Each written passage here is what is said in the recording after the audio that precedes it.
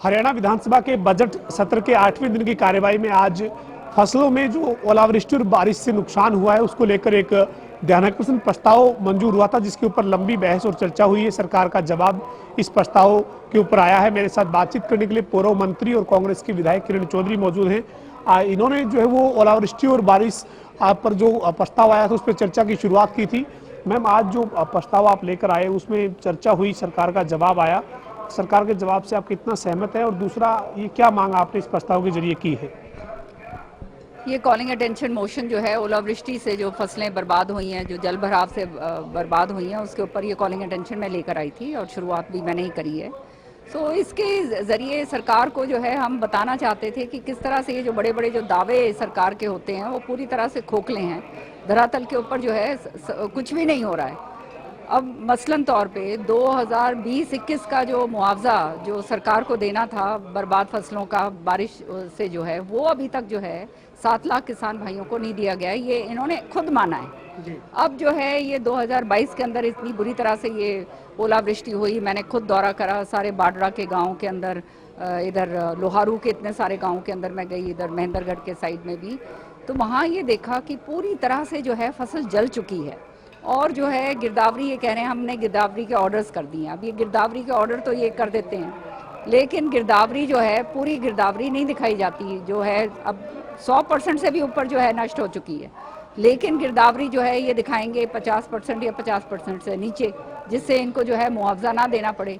अब जो है हमने मांग करी कि हर एक जो है गेहूं की फसल है और ये सरसों की फसल है, सरसों का तो इतना ज़बरदस्त भाव मार्केट के अंदर था, वो कितना ज़बरदस्त नुकसान हमारे किसान भाइयों को हुआ है। तो आपको कम से कम 30 और 50 हज़ार तक का जो है मुआवजा देना चाहिए, लेकिन वो भी इसकी कोई बात नहीं है। 10-12 हज़ार कह रहे हैं। वो 10-12 हज़ार भी कितने लोगों को मिलेगा वो भी नहीं पता। साथ ही साथ एक बहुत बड़ी फसल जो है हमारे जो बाडरा हल्के के अंदर है, जो ये मुआवजा देने वाले मंत्री जी हैं, इनकी माँ के इलाका है, वहाँ पर मूली की फसल जो है वो पूरी तरह से नष्ट हो गई है। और मूली को इन्होंने हॉर्टिकल्चर में ले रखा है। तो वो भी मैंने कहा कि आप मूली की फसल का भी आप मुआवजा की बात करिए, तो वो उसके ऊपर भी पूरी तरह से मौन थे। सच्चाई ये है कि आज ये जो फसल बीमा योजना कंपनियां हैं, मैंने तो आंकड़ों के साथ दिखाया कि कितना प्रीमियम ज़बरदस्त ऐंठ रही हैं। और जब क्लेम करने की बात आती है किसान को, तो वो जब क्लेम है उससे जो है मुश्किल से 20-25% जो है वो क्लेम उनको मिलता है। और ये कृषि मंत्री ऐसा ज़बरदस्त झूठ बोलते हैं, कहते हैं कि जो है यहाँ की जो बीमा कंपनियां हैं वो कोई मुनाफा नहीं कमा रही।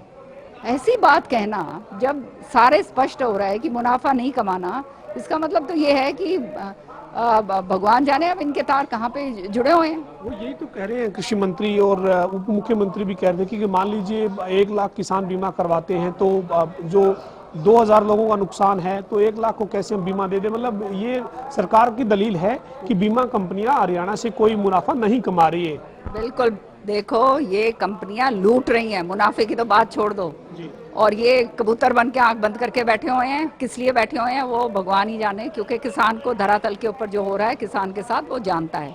इनकी जो दलील थी वो एक दलील थी कि जैसे लाइफ इंश्योरेंस है, लाइफ इंश्योरेंस जो है हर एक आदमी करता है, जो 10 आदमी मरेंगे वो क्लेम कर पाएंगे, है ना, ये बात इनके कहने की थी। तो लाइफ इंश्योरेंस को क्रॉप इंश्योरेंस के साथ ये जोड़ रहे हैं। सबसे पहले तो यही सबसे बड़ी बेतुकी बात है। और मैंने विधानसभा में इस बात को कहा कि जो आप तुलना दे रहे हो वो तुलना ही पूरी तरह से गलत है। तो आप ये जो किसान क्यों करवा रहा है अपनी फसल को बीमा क्यों दे रहा है? फालतू में उसके पास पैसा तो है नहीं कि वो उसके अरबपति है कि भाई चलो यहाँ भी पैसा दे दो, यहाँ भी दे दो। वो तो इसलिए दे रहा है कि उसका जो है क्लेम पूरा हो जाए। जब वो क्लेम करता है और पूरी क्लेम आप नहीं देते हो तो फिर वो कहाँ रह गया। बातचीत करने के लिए हमारे साथ पूर्व मंत्री और कांग्रेस की विधायक किरण चौधरी थी, जो ये कह रही है कि हर मुद्दे पर सदन में सरकार जो है वो भ्रमित करने का काम कर रही है। खासतौर पर बारिश जो बेमौसमी हुई है और ओलावृष्टि से जो खराब फसलें हैं उसमें जो सरकार का जवाब है इससे वो संतुष्ट नहीं है। वीडियो जर्नलिस्ट रवि के साथ पवन सिंह, जनता टीवी, चंडीगढ़।